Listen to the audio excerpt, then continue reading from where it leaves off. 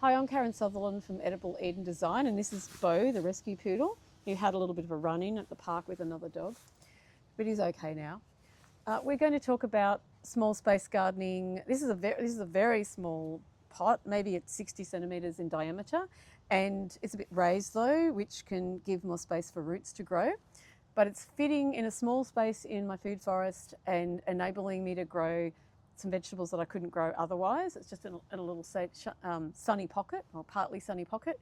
And what I've done here is stacked over time in a way, because you've got, and over different stratas, because I've got lower growing plants that are quicker growing, that are going to finish their lifespan by the time, and I've been harvesting them for a long time already. And in the meantime, Bo, we have some taller growing plants, this semi-dwarf snow pea, and that's another point to really choose your varieties of your taller growing plants carefully for small gardens. And this is a semi-dwarf variety that I do sometimes sell on my website called Delta Louise, with beautiful pink and purple flowers, that is quite mildew resistant, so good for growing in gardens without as much airflow as, I've got a lot more shade. So it can cope with that, with the mildew that can happen in semi-shade. And I suppose what I'm urging you is choose your varieties carefully, because if you don't choose one that's specifically for a small space, then it's going to be a failure.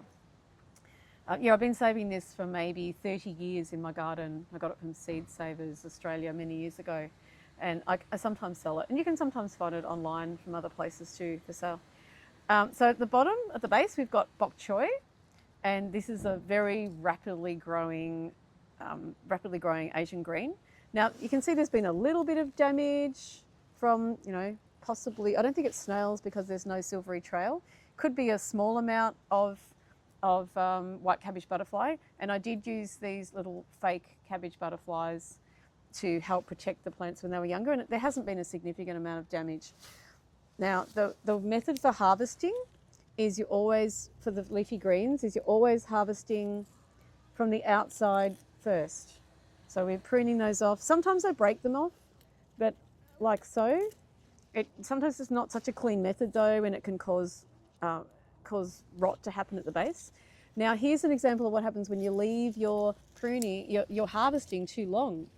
Now this one has developed some fungal disease on the leaf, and it also, might be bacterial actually, and it has wilted because it's yellowed, I should say, because it's suffering from a lack of light, and that's why we have to harvest these as they go towards the ground and they lose their light because of the above plants, and we get rid of those, and we don't, we can't use those. So we don't want to waste any of our harvest.